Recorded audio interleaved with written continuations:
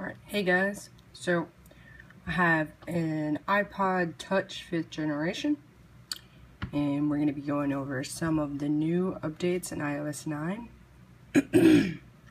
So we're going to go over here to the second page, and you're going to notice a few apps that are new to iOS 9.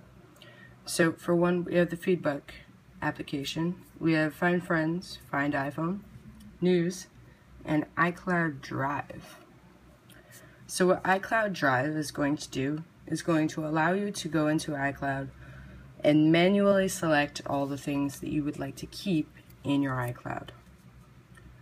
So for instance, if you have more than one iCloud backup, you can go into iCloud itself and you can delete, edit, or change anything that you would like on there.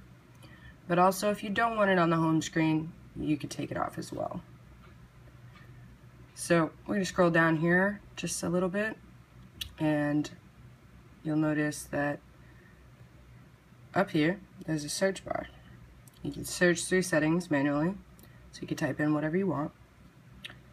We have a new battery usage option in here, and you can go through and look at where your battery is going through the day. So for instance, on this it is the home screen and the lock button that I'm using the most. And you can go over to this little icon over here and it'll tell you how long it was on the screen. So I've had settings open for 11 minutes on the screen. So as for that, you go out of here. We're going to go into Notes. Notes also has a fairly new update. I have a picture in here already, but I've noticed versus this and iPhone 6 Plus that the options aren't the same. I'm not really sure why, or if it's just because of the difference in the inside functions. So we won't be going into Notes today.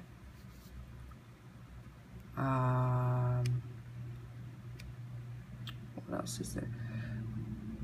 Oh wow, we don't even have that. Okay, so in here you have a whole bunch of new options. So you can click on Cinema, if it'll allow me to do so.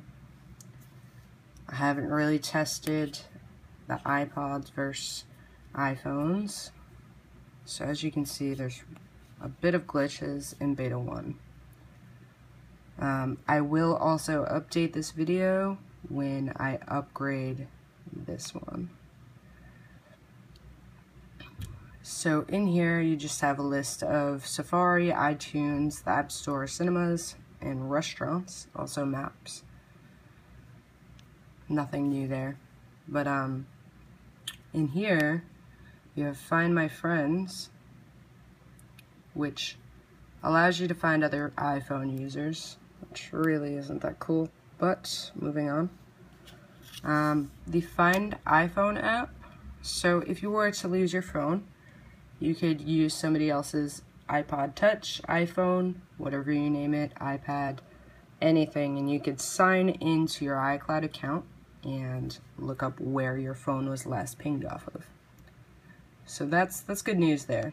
For News, we have a whole bunch of options in here, so you can just read that. It's just loading down here at the bottom, I guess. So we're going to click Get Started, and you can click anything that you want to have in here. So if you're more towards news and all that glamour, I'm going to go and just click random ones just to show you a little bit of how it works. I do not want that in my email, but it's going to prepare my news right now, and it'll be back in a second.